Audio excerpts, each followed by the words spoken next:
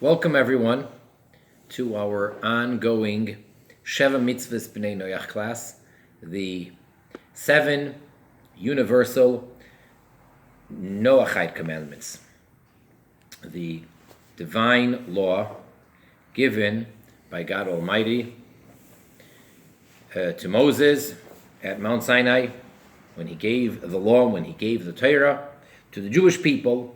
So he instructed Moshe to force all of the world, the entire world population, aside from the Jews, to keep these 7 laws. And we are studying them right now from the source, which is the Rambam, Maimonides, who codifies all of Jewish law, and including these 7 that the Jewish people are to teach the non-Jewish world. So we're up to actually chapter 10 in the Laws of Kings. These are the last laws in the Rambam, and here is where he discusses the Sheva Mitzvahs B'nai Noach. And once again, allow me to reiterate and remind everyone that these 7 laws apply to the B'nai Noach, not to the Jewish people.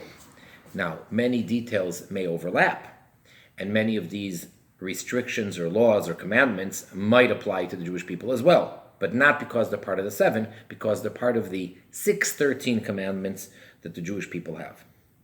So before we actually go on to see the first halacha, the first law, by way of introduction, there is a concept called shoygeg.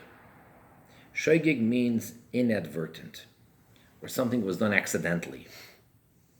There's actually, in general, 3 levels in general. There is mezid, which means intentional, on purpose, meaning to do it. Then there is shoygeg, which means inadvertent, unintentional. And then there's oines, which means basically completely out of one's control. In the Torah, in the Jewish world, in the Jewish law, if a Jew transgresses b'mezid, he is then liable, and it's unexcusable, and he would be punished. Now, the courts can only punish if there are 2 witnesses and there was a warning. Otherwise, the person will be punished by the hands of God. Then shoygeg, if a Jew was to transgress b'shoygeg, accidentally, he is not held accountable and he is not punished. However, he does need an atonement because he did sin, and he could have been more careful. Had he been more alert and more careful, he wouldn't have come to sin. Hence, in many of those cases, he brings a sin offering as an atonement. However, the third category, oines, not only is he not liable, is he not punished, he needs no atonement. It's as if he didn't do it. It's really totally out of his control. Now,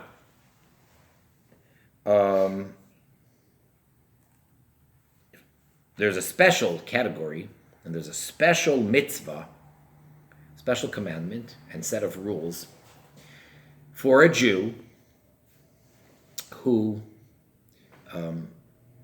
unfortunately kills, but it was a mistake. It was accidental. It was done b'shoygeg.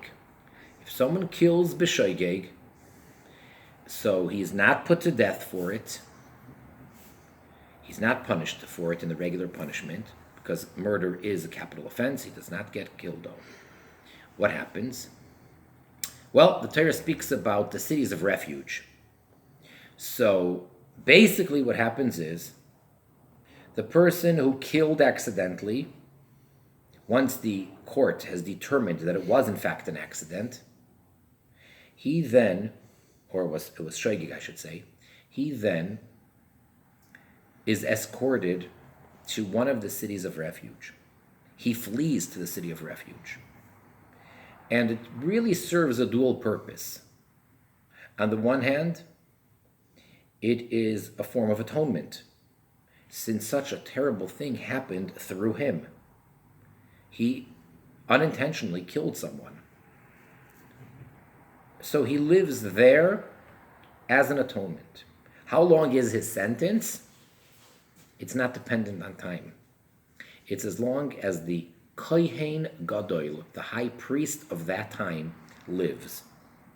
So theoretically, he might spend 1 minute there and then he's free to go if he makes it into the city of refuge and then the high priest dies. Or he might be there for the rest of his life. If he goes to the city of refuge and the high priest outlives him, then he's there for the rest of his life. So it could be a life sentence. So it's really not dependent on time, it's dependent on the life of the high priest. That's one part of it. That would serve as an atonement. That would be a form of a punishment. It also serves as protection, because the Torah will allow for what's called the Goyel Hadam, the avenger of the blood of the person who was killed, of the victim. His immediate relatives have the right, very unusual case, legally by Torah law, they have the right to kill on their own the individual, the killer, who inadvertently killed their relative. But the rule of the so-called game, if you will, is that it can only be done if he's outside of the city of a city of refuge. So long as he's in a city of refuge, hands off. And if anyone does kill him while he's in a city of refuge, that person is a murderer, and that person would be liable to be put to death for killing b'mezid. The moment the killer steps out of the Ir Miklat for whatever reason, he is then allowing himself to be killed by one of the immediate relatives. Only by one of the immediate relatives. It's not a free-for-all, only one of them. Now, that is referred to as Ir Miklat, city of refuge, or Are Miklat in the plural, cities of refuge. And they were pretty much evenly scattered around the land of Israel. This only applies in the times where we have the Holy Temple, and now the question is, what cases does it really apply to? One thing is for sure clear. A Jew killing another Jew, that's where the Ir Miklat goes into effect. Well, what about a Jew killing a non-Jew by accident, the shoigig? What about a non-Jew killing a Jew? What about a non-Jew killing a non-Jew? And what about a ger toishav, which we've discussed many times? The ger toishav is the Jew that in the times of the Yovel, of the Jubilee year, a non-Jew, a ben Noach, a Noahide, who formally accepts upon himself to keep the 7 Noahide laws, and he lives in Israel, and he has specific rights that the Jewish community gives him. That person is a ger toishav. What happens if a ger toishav kills a ger toishav? B'shoigig. What happens if a ger toishav kills a ben Noach, a regular non-Jew, a goy? What happens if a ger toishav kills a Jew? All right, so let's see. That was all by way of introduction. So again, chapter 10, paragraph or halacha 1. Ben Noach, a Noahide, which means any non-Jew. Sheshagag ba'achas mitzvaysav, that transgressed any one of his commandments, any one of the 7, b'shoigeg, unintentionally. Patur miklum, he is exempt. No punishment. He does not get killed, as we learned last chapter, that is basically the punishment for any one of the seven, for any transgression. Nope, he doesn't get killed, nor does he get any punishment, not even a much lesser punishment. It was shoigeg, it was unintentional, no punishment. Chutz, with the exception, meireitzeach bishkaga. One of the seven is the prohibition against murder. So if he killed bishkaga unintentionally, she'im haraga goyel hadam, so then if the goyel hadam, if the relative of the victim kills this ben noyach, einoi neherag olav, he does not get killed for killing him. As opposed to a Jew, that if the goyel hadam were to kill a Jew who killed b'shoigeg, who was in a city of refuge, he would be liable to the death penalty. Not the case when it comes to a non-Jew. Ve'ein lo ir miklot, and there is no city of refuge for your regular ben noyach. It does not apply. Avobote dineim ein memisin oisei. However, their courts, which is mitzvah number 7 of the 7 Noahide commandments, to establish courts of law, a system of justice, the official system does not punish or does not put to death the ben noyach who killed by mistake. So again, the goyel hadam could get away with killing the person who killed accidentally. Bamed dvarim amurim. When do these words apply? B'shogag be'achas mimitzvos ve'ovar b'loy chavana. When the ben noach that we're talking about, when the non-Jew unintentionally transgressed one of the commandments, and his transgression was without intention. He did not mean to commit a crime, to commit a sin. Kigoin, for example, sheboal eshes chaveiroi, that if a ben noyach had relations with someone else's wife, that's a capital offense. That is adultery. Vidima, but he imagined, he was under the impression, shehi ishtoi, that it's his wife. It was a mistake of identity. Oifnuya, or he thought that she was not married. He did not know that she's a married woman. Either he thought her husband had died, which he didn't. He thought that her husband had divorced her, or she divorced him, which we learned is an option in the Noahide world, which that didn't happen. Or he was under the impression that she was never married. It doesn't matter. He was misinformed. That is called unintentional. He didn't plan on committing adultery with this woman. Either he thought it's his own wife, or he thought that she's not married. Then we say that he is not held accountable or responsible. Avol, however, im yoda shehi eshes chaveroi. How about if he knew the information that she is in fact a married woman? She is someone else's wife. V'lo yoda shehi asura olav. He just didn't know that makes her forbidden for him to have relations with. So he had the information, he just didn't know the law. Ella, rather, Allah aliboy, shedavar ze mutar loy. For whatever reason, whatever justification, or whatever rationale he had, he thought, mistakenly so, that she is permitted for him. He knew she's married to another man. He knew it's not his wife. He knew she is someone else's wife. He thought that that's okay. For whatever reason, he didn't think that that's called adultery. V'chein, likewise, im harag, if he killed someone, v'hu lo yada she'asru lahareg, and he knew that he was killing. It wasn't a mistake. He didn't think that he was shooting an animal. He didn't think he was going hunting and accidentally killed a person instead of an animal. No.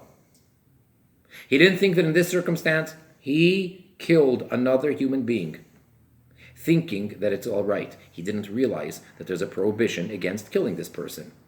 Either he didn't know that what the 7 Noahide laws are, or for whatever other mistake he may have misunderstood, or whatever the case may be. Or maybe he thought in this case he's allowed to kill because the person angered him or something.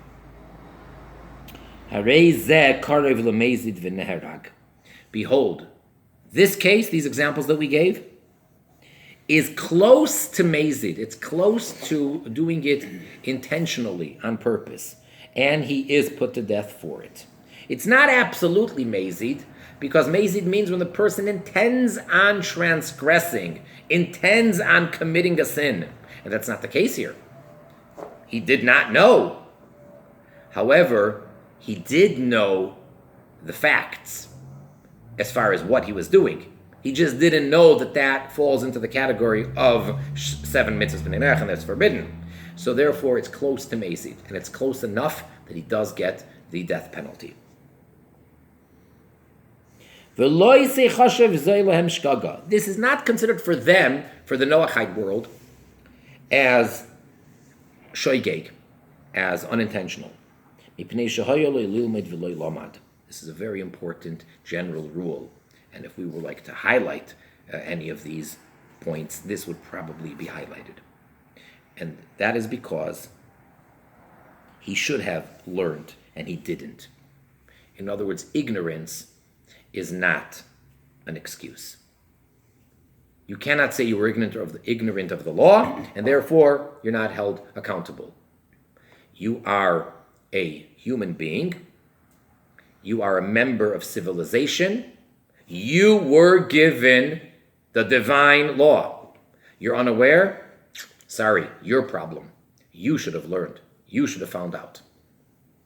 Can't say you were absent from class that day when they taught mitzvah number whatever, that it's forbidden to murder. You knew the other 6, and you knew there's a 7th one, just couldn't remember what it was. Unacceptable. Nope. And therefore, you should have learned, and you didn't learn. That itself is an element of mazid. It makes the person almost intentional.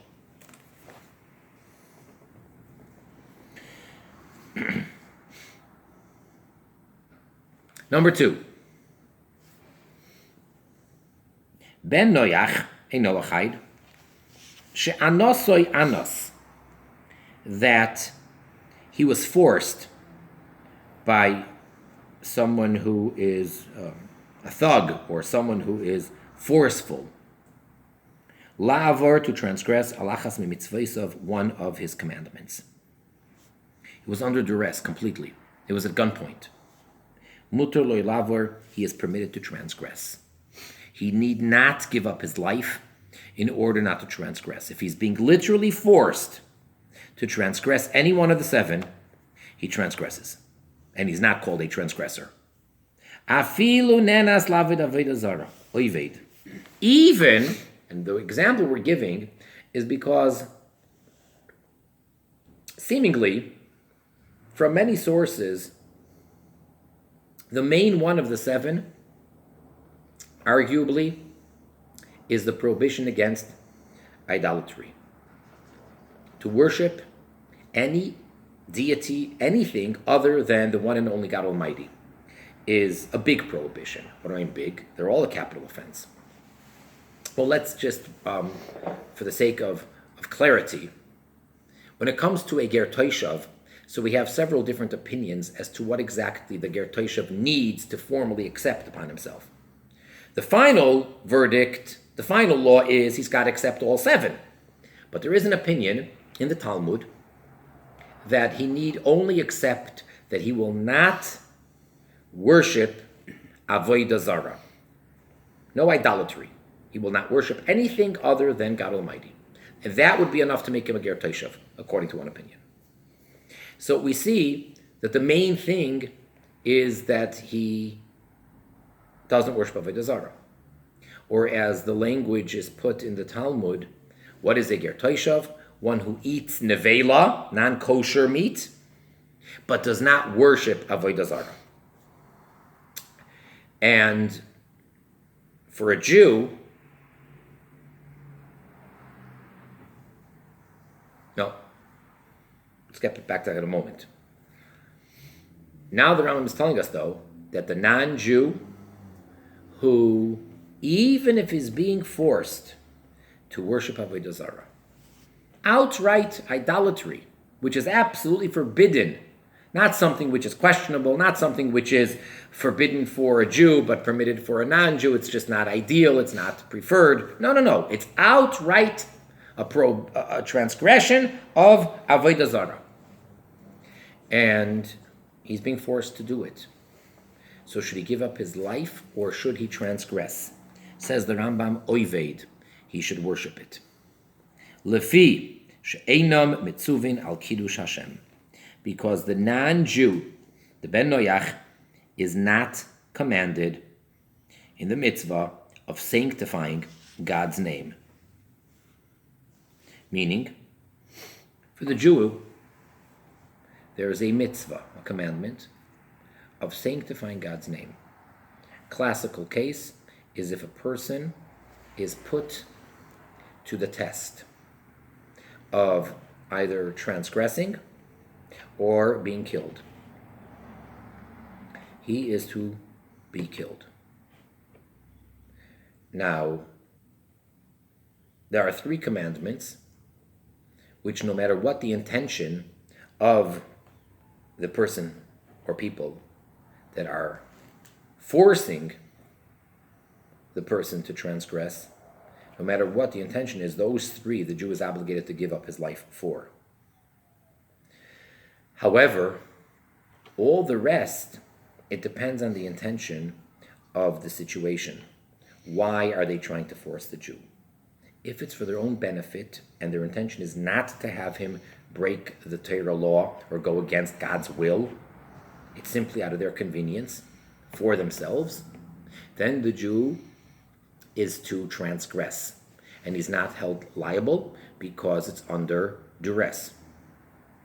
If, however, the anti-Semitic non-Jew is having this Jew forced to break the Jewish law, it's totally irrelevant as to what the commandment that he's being forced to transgress is.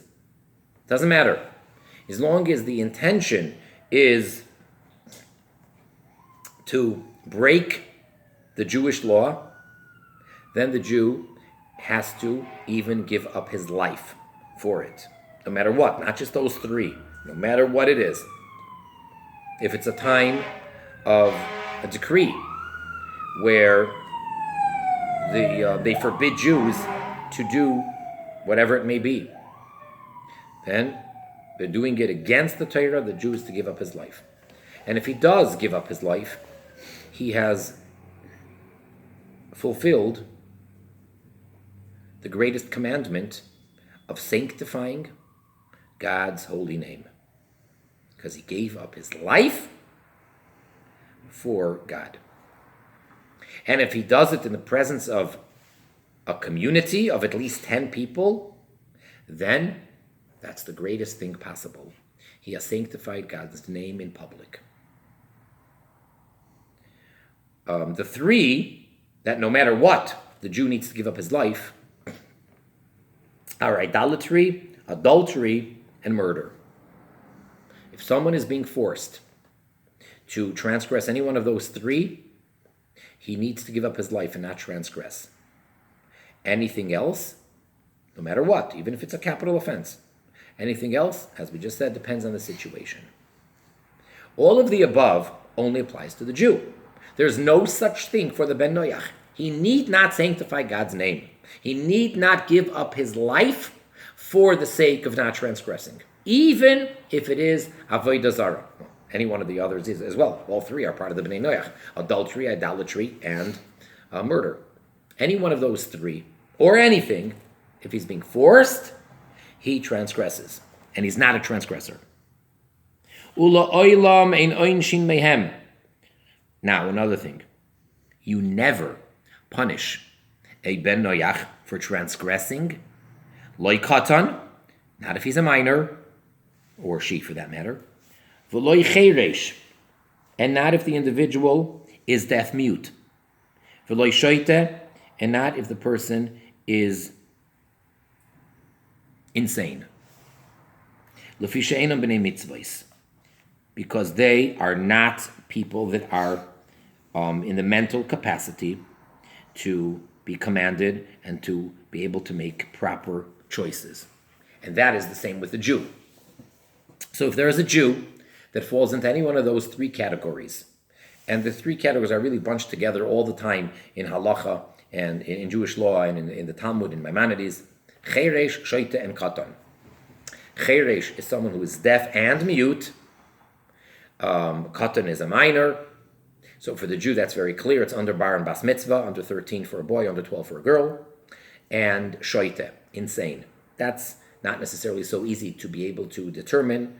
Halacha goes into detail, but it's not just someone who, the person has to really be, by Jewish law, insane. Not just mentally challenged. Same thing would apply to a non-Jew, to a ben noyach. If a ben noyach is a minor, the question is, what age is that? It may be 13 for a boy, 12 for a girl. It may not be. It may depend on every individual. I don't think it goes by whatever the country decides. That does not, if there is the law of dinim, if one of the seven mitzvahs b'nei noach is to have a court system, and according to those that say that means besides these seven, they can implement laws for civilization and for the community to function properly, but that doesn't mean that they have the right to determine the age. And if they say it's age 18, or they say it's age 21, or they'll come along one day in some court system in some country will say it's age 40. It doesn't go like that. What age is it? That's a discussion for itself. It might go by each individual's physical maturity, because the mental maturity of being able to be a responsible adult is dependent, by Jewish law, on the physical maturity.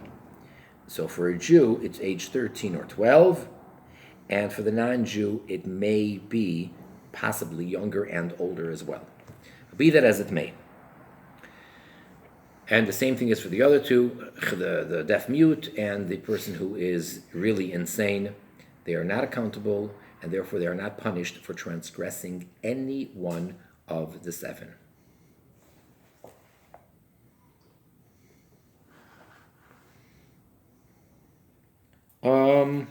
That pretty much covered all seven, with the intention of how he transgressed, whether it was intentional, unintentional, under duress. We pretty much covered it.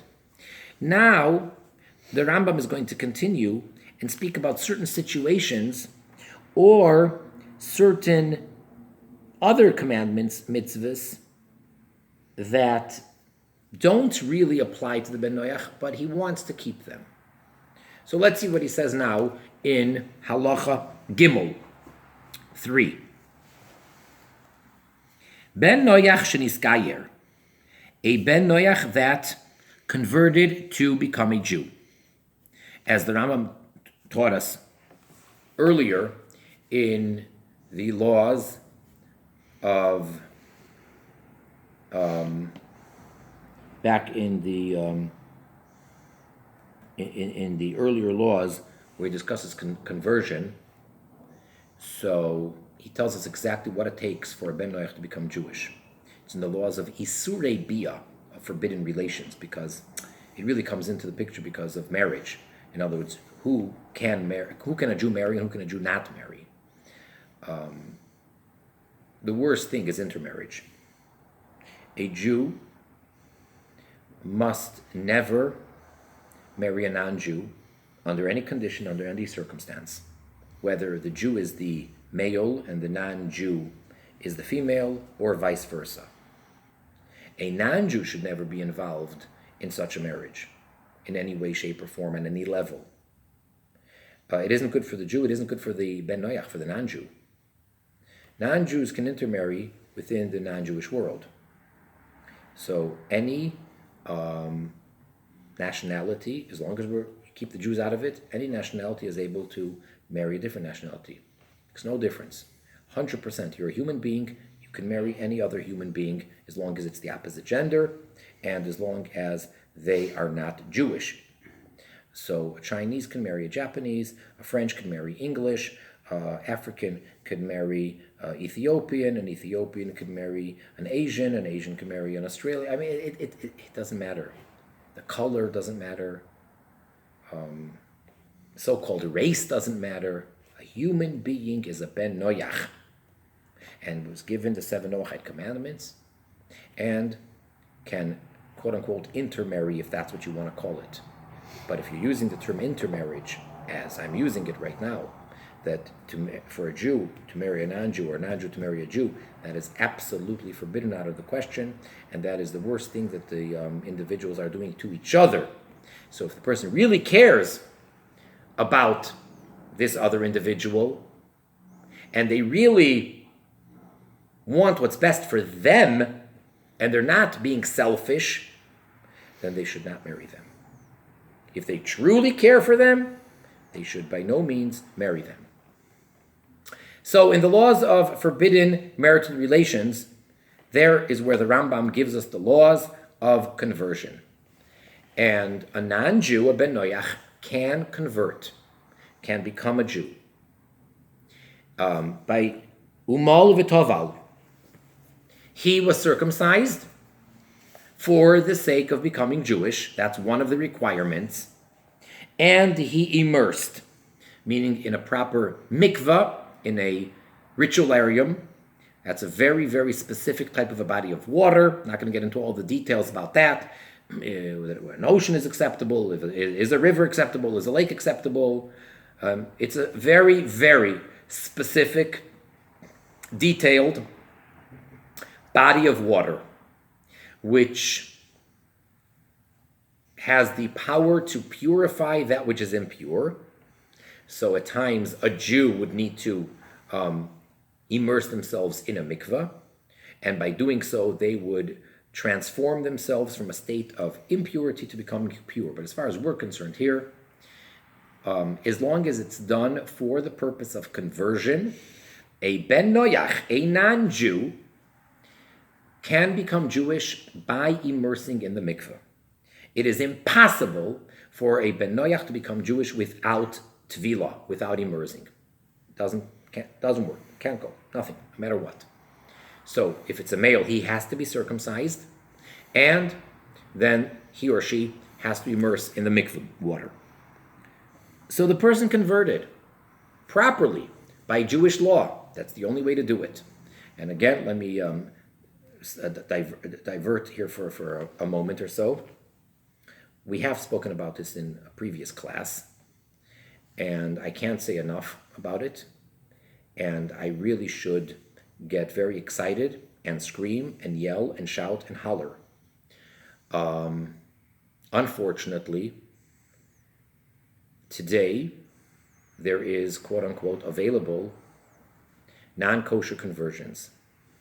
And the non-Jew that goes through it is being misled, is being tricked, is being lied to, and is being cheated, because presumably they are sincere and they want to become Jewish. And it's not an option to do it in a non-kosher way. And I'll say it very clearly and I'll spell it out so that there are no misunderstandings. And I'm not stating my own personal opinion. My opinion is irrelevant. I have no opinion, believe it or not, in this matter. I'm telling it to you as it is. This is God's given law, as it was passed down from Moses into the oral law, which became written down in the Talmud, which is in the Maimonides, which ultimately is the code of the Jewish law. It's in the code of Jewish law, written some 500 years ago, and it's not disputed. There are many different opinions within Judaism about many things. However, there are the basic ideas where undisputable. This is one of them. There is absolutely no other opinion. There's absolutely no other way to look at it. And I may sound arrogant. I'm saying this as a matter of fact, and anyone who has any other opinion is either an outright liar and cheater, or at best, misguided and misinformed. And that is that the only way for a non-Jew to become Jewish is if they do it kahalacha, according to the Jewish law as is written in the Shulchan Aruch, the Jewish code of law, because that's what God said. Which means that in the so-called Jewish world today, reform conversion of the reform movement with a reform rabbi is 100% invalid, and there's no question that a person who goes through a reform conversion, it makes no difference how long they did or did not study Judaism for. It makes no difference as to what mikveh they used. It makes no difference as to how much of the foreskin they cut off at the circumcision. It makes no difference. If it was a reform conversion, it is absolutely invalid. It is worth nothing. It's not worth the paper that they were given. Same thing applies to a conservative. When I say conservative, don't misunderstand. There's the conservative movement within Judaism. So relative to reform, they call themselves conservative, as opposed to orthodox. So the conservative movement, their conversions are absolutely 100% invalid. Reconstructionist, they're even further to the left than the reform. Surely their conversions are completely irrelevant, invalid, zilch, worth nothing. Hope I'm making myself clear enough. The only type of conversion is a halachic conversion, which has to follow the Shulchan Aruch. It has to be done according to Jewish law. And I guess if you want to label, if I'm saying it can't be reconstructionist, can't be reform, can't be conservative, I guess it would be called Orthodox Judaism. I hope that the Orthodox one would be acceptable. Again, that might also depend on the situation. You may have something which is called Orthodox, which is questionable. So therefore I choose to use kahalacha, according to Jewish law. That is the only way a non-Jew becomes Jewish. And I presume that all those non-Jews, which there are many, which went through conversions, through reform or whatever the other ones are, don't even know that it's not valid, and they would be quite upset to find out that it's not acceptable. And it's very tragic. And there are many more hours worth to say about that, but for now we will suffice at that. So a Ben Noach, who converted properly, was circumcised, immersed in a mikvah, did what he had to do. Ve'achar kach, and afterwards, Ratza lachazor, he wanted to go back, me'acharei Hashem, from following the way of God as a Jew.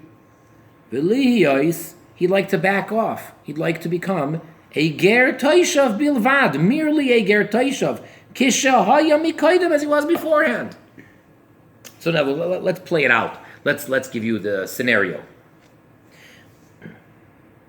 And this could probably very well, many of you out there could probably relate to this.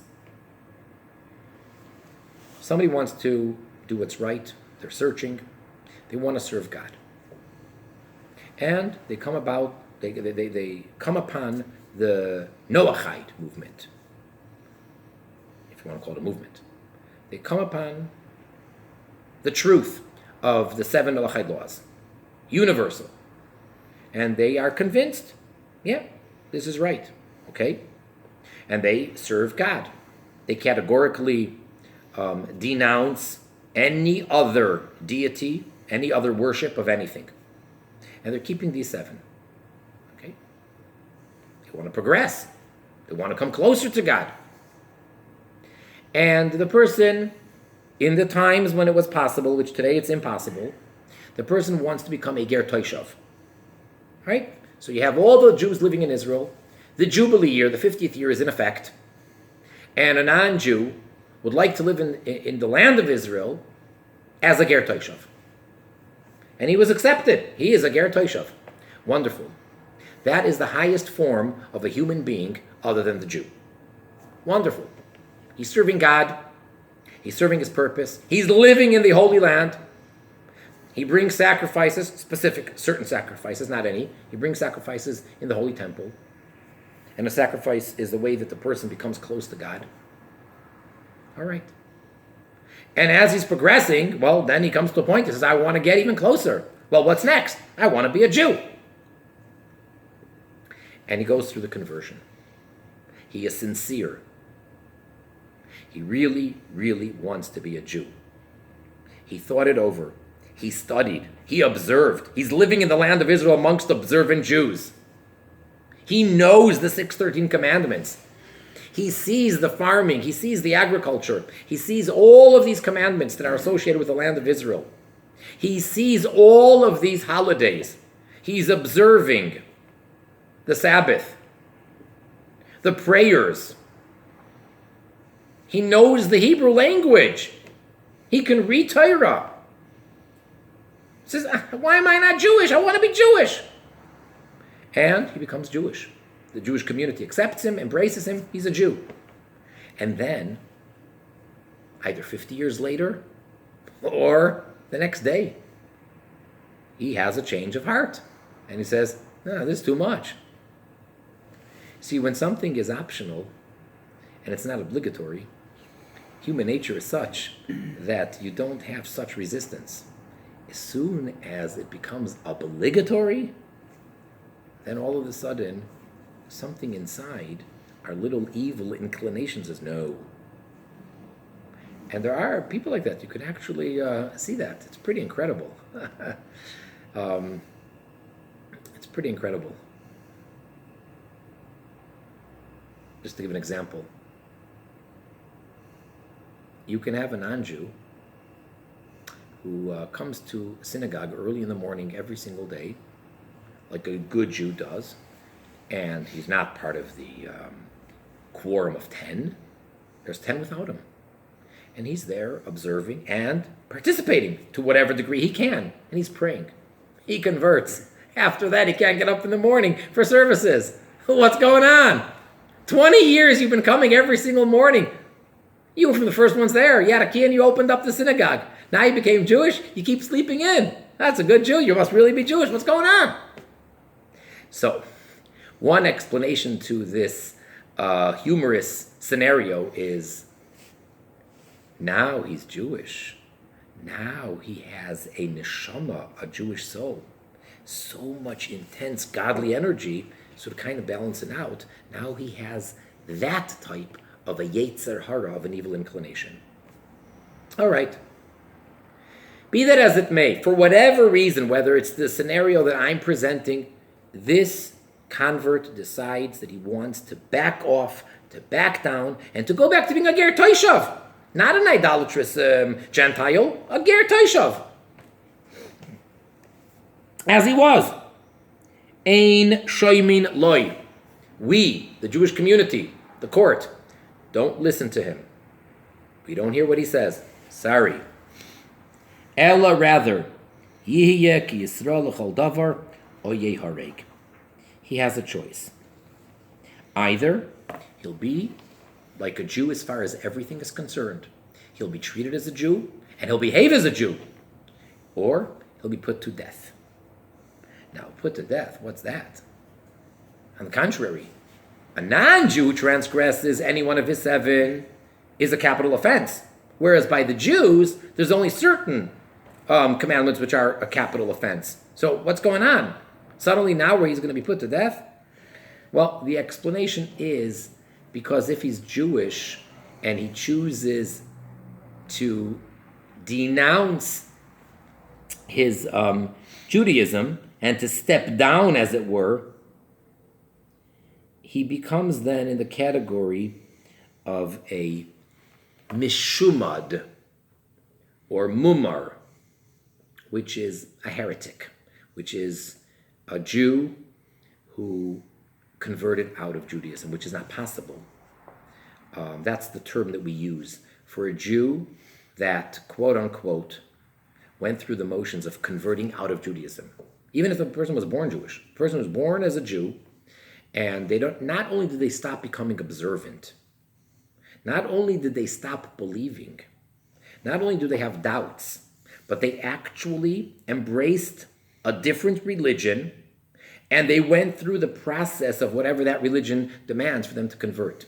That Jew is called a mishumad, and theoretically, that Jew would be put to death by the Jewish community.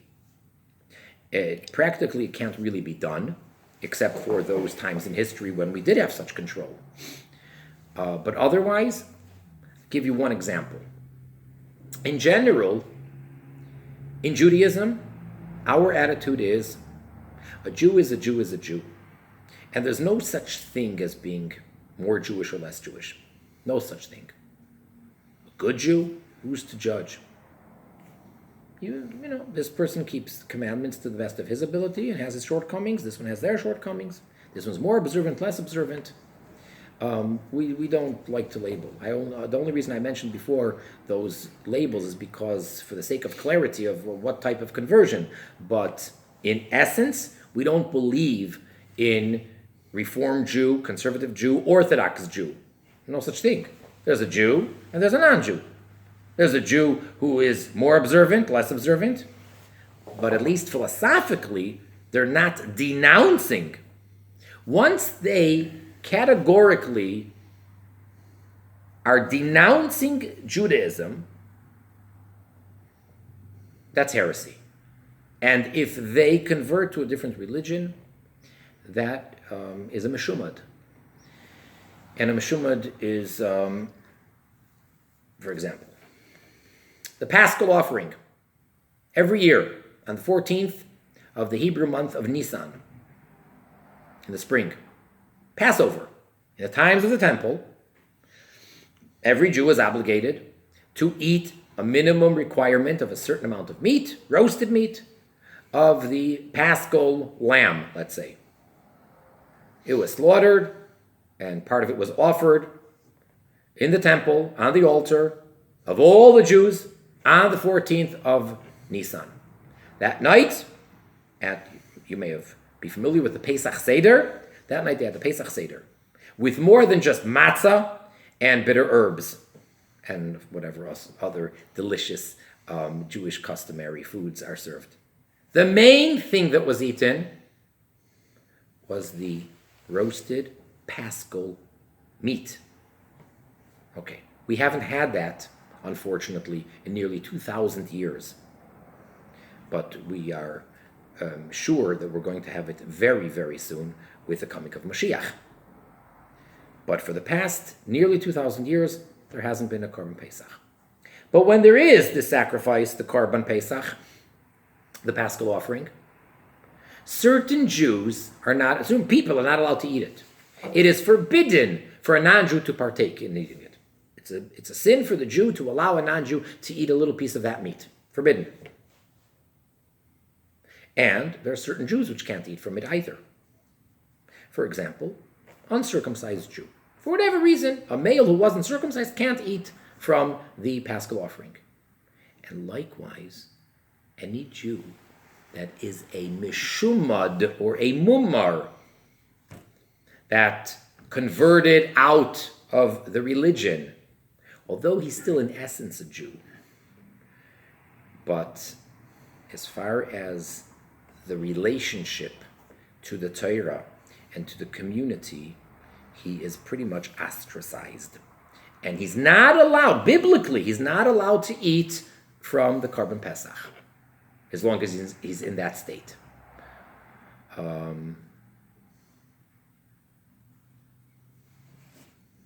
Now, if a Jew is just a transgressor, he's just a serial killer. Very unfortunate. And he was never put to death because there was never 2 witnesses that caught him, whatever. He's just a thief. Or whatever. So he's a transgressor. He's wicked. He's a sinner. He still gets to eat from the Paschal offering. He's a Jew. So I'm saying all this to bring out the extreme of what a person who chooses to leave Judaism categorically is. Not lack of observance because either they're lazy or in today's day and age, it's because of lack of knowledge. They may think they know, they don't really know. So that's a completely different category. So, getting back to the subject at hand, the Ben Noyach, the Ger Toishav, who converted and became a Jew. Now they want to back off? Not an option. Either you continue being a Jew, or, at least theoretically, they're put to death.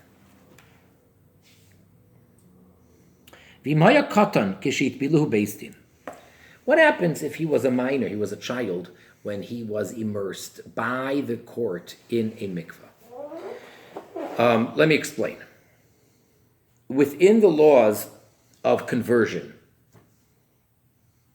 of becoming a Jew, so generally speaking, only an adult who is of age over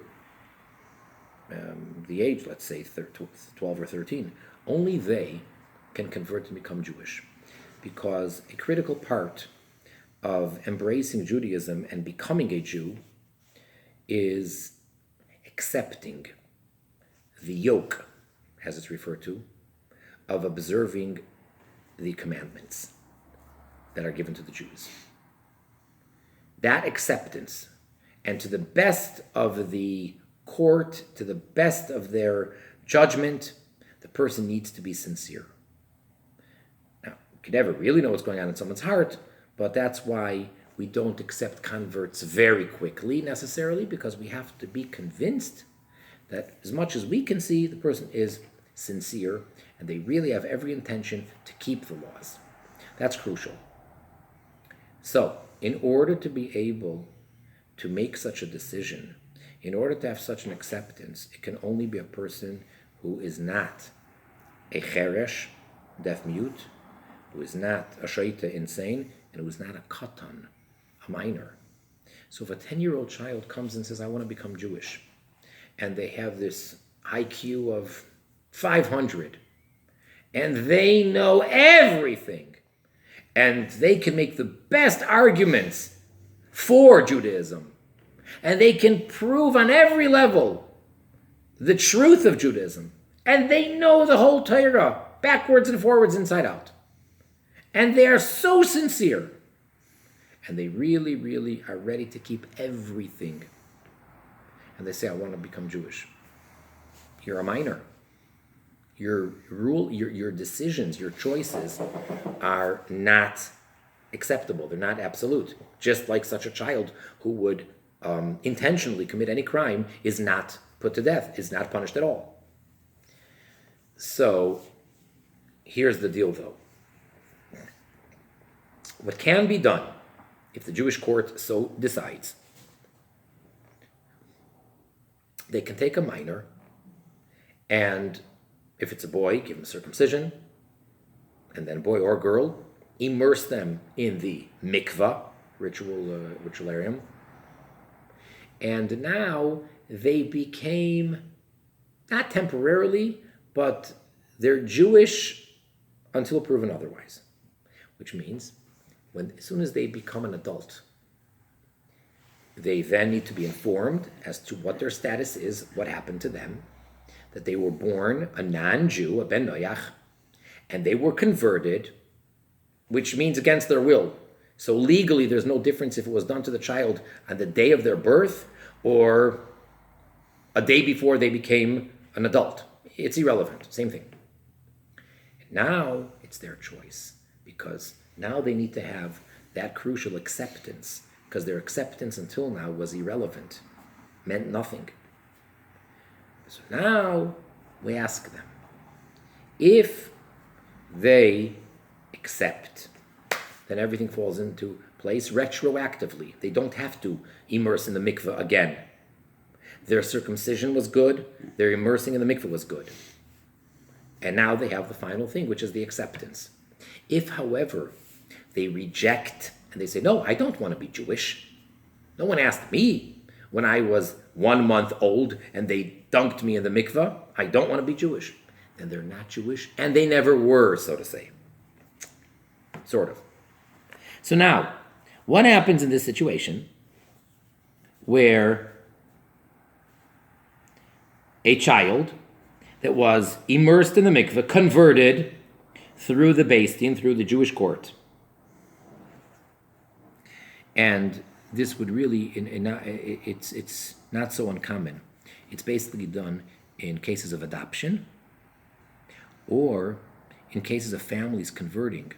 So when the father and mother become Jewish, but they have small children, so what do?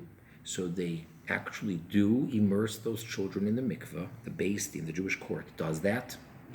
But those children, when they turn bar and bas mitzvah, they have to make the choice. And only if they choose to stay Jewish are they then Jewish. So what happens in the following case? Child, for whatever reason, was immersed in the mikveh for the sake of conversion.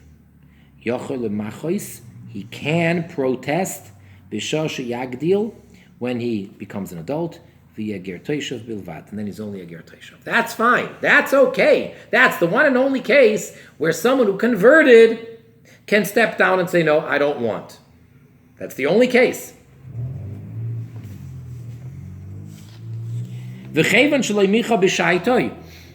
And once he does not protest in the right time, it's a very small window of how much time we give them. I mean, obviously, they have to really think it over. They have to understand that this is literally the biggest decision they're going to make in their whole life. Do they want to be a Jew or not? And they just became an adult. And some of them may have known all along that they're a convert, so it's not such a... Some of them may have no idea that they weren't born Jewish, and now they have this... I mean, I do know firsthand, secondhand, such cases. So now they have this very heavy, serious decision to make. They can only make it right then. We don't give them several years to think about it. Once he does not protest and denounce his becoming Jewish at the time, he can't any longer afterwards. But behold, his status is a complete, proper, full-fledged convert to Judaism.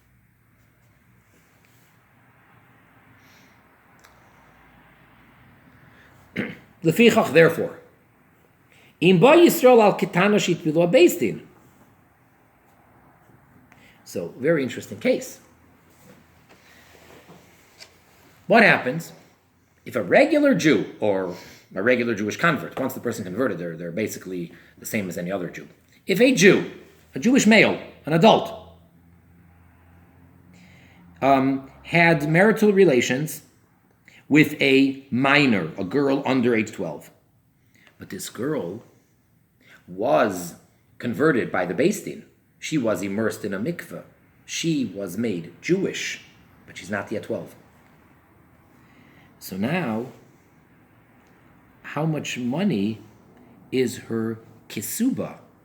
When a Jewish man marries a Jewish woman, he has to write out a document and give her or promise her a certain amount of money if and when their marriage dissolves from his end, meaning either he divorces her or he dies before her. Oy knas, oynes, oy mefate. Or, alternatively, another case would be if it was a case of rape or seduction.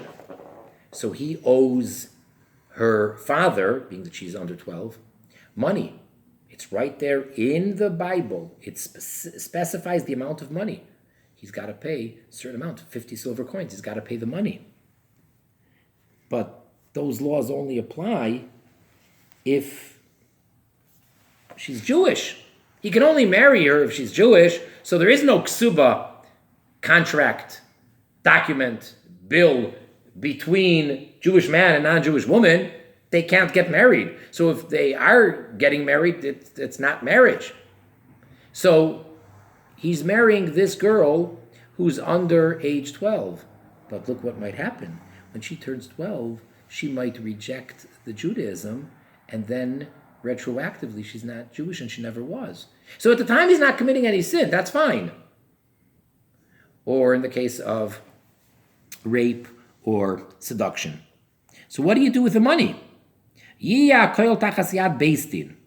Everything, all this money should be in the jurisdiction, under the hand of the Jewish court. Until she becomes an adult. And she will not reject, she will not protest her conversion. Then the money goes to her, to her father, whatever the case was. Why? Why does the Beis Din have to hold on to it? Shema, titoil, lest she take the money, this little girl, visagdil, and then she becomes an adult, turns 12, visimche, and then she will protest her being Jewish, she will denounce it. Venimtseis, so what comes out over here is, zoi oicheles begayusa ma'is shein los chus bahen ela bedina Yisrael. She is consuming, she is taking money which she, in essence, has no rights to. Only by Jewish law does she have a right. It's only because he married a Jewish girl. It's only because he raped a Jewish girl. It's only because he seduced a Jewish girl. This girl's not Jewish. And you can't tell me that, well, at the time she was. No, that's the point. It works retroactively. So therefore, he might have to give this money for marrying this girl. We don't know until she turns 12, and then it's her decision. Does she want Judaism or not? If she wants it, then she was Jewish all along from the time that she was immersed in the mikveh at age 1, whatever it was. If not, she's not Jewish. And then he never married a Jew. And he didn't commit a sin when he married her because at the time she was potentially Jewish, so to say. Very interesting.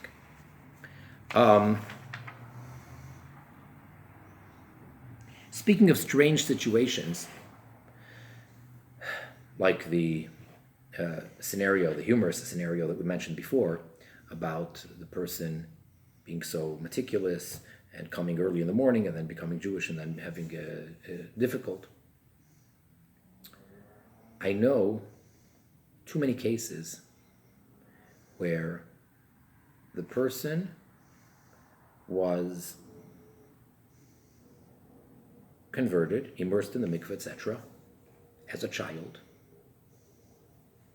and then at their bar or bas mitzvah, age 13 or 12, didn't protest, didn't denounce it, and just when it was too late, for sure too late, either completely stopped being observant, or even worse yet, and it's like, there's nothing we can do about it. It's too late. And that's so tragic. It's so sad. Because then, so to say, we're stuck. When who needs such a Jew? Why we don't need more Jews that are, walking around with a cross around their neck. Who needs that? You're a Jew. But we can't say, their conversion was not, no, invalid, it's no good, see, look. No, if they would have done that when they turned 13, we could say that. We could say that this person is denouncing their Judaism. They're not Jewish. That's fine. But they didn't. and they had this big party, and they became bar mitzvah, or she became bas mitzvah, and they were leading a Jewish life. I mean, they're kids in our Western society. 13 years old? Well, come on. They're kids. They're going to a Jewish school. They have Jewish friends. They're keeping the tradition, they're keeping the laws, they're keeping the holidays, keeping kosher, etc. Then, 14, 15 years old, they drop it. In a sense, you feel like, why couldn't they have done that just at age 13? That would have been better for everybody, for themselves. It's not like, oh, their parents who adopted them or who converted, it would be too hurtful to them. All right, well then, it happens a year or two later, then it's not hurtful. So, I would like that from today's class, we walk away realizing the severity, the seriousness, the importance of not only being Jewish and being a ben noyach, a Noahide, and keeping your set of laws to the best of your ability, but realizing the seriousness of conversion, of becoming a Jew. There's no need, under normal circumstances, I'm generalizing, there's no need for someone who's not Jewish to become Jewish. It's not necessary. Is it an option? Absolutely. Can a non-Jew become a Jew according to Jewish law? Absolutely. But you need to think about it more than once or twice. You need to really, really know what you're getting into if you really make that decision. And there's no turning back. You can't say, oh, let me try it. You want to try it, so try it as a ben noyach. And even then, there's restrictions, as the Rambam is going to continue in this chapter, what things a ben noyach is not permitted to do within the Jewish setting. But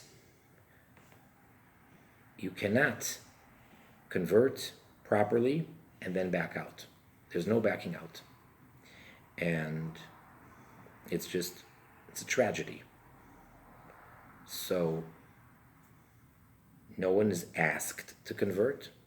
We surely don't proselytize. We're not looking for converts. For real, it's not just a pretend ritual thing. Okay, let's say no, and let's say no a certain number of times, and then, okay, yeah, you're in. No. For real. The Jewish community, the Jewish court, is not looking for converts, is not seeking converts. If someone wants to, every case is judged individually based on the code of law, what it takes to become Jewish. But to all of you that are not Jewish, all of you b'nei noyach, my call to you is that if for whatever reason you do feel this inner drive, could be that you are supposed to be Jewish. That's possible. But you must think it over very seriously, and you have to have a clear understanding of what it means to be Jewish and what you're getting into. And I cannot say it any clearer. By no means can you convert other than according to halacha Jewish law, which basically means, at least, it's got to be what's labeled as officially an Orthodox conversion. And even then, make sure that it's proper. You have to know who to ask. But if it's not Orthodox, if it's conservative, Reform, Reconstructionist, or whatever else they're going to come up with, worthless. It's worse, actually, than not converting, of course, because then you're just causing a lot of confusion. So on that note, I'd like to wish everybody all the best. Whether you are Jewish or not, we were all created by God, and we all have our mission in life to make this world more godly, make it a dwelling place for God, and to bring about the complete revelation of the real, true Mashiach, Messiah, with the complete redemption and the rebuilding of the Holy Temple in Jerusalem forever and ever. Thank you.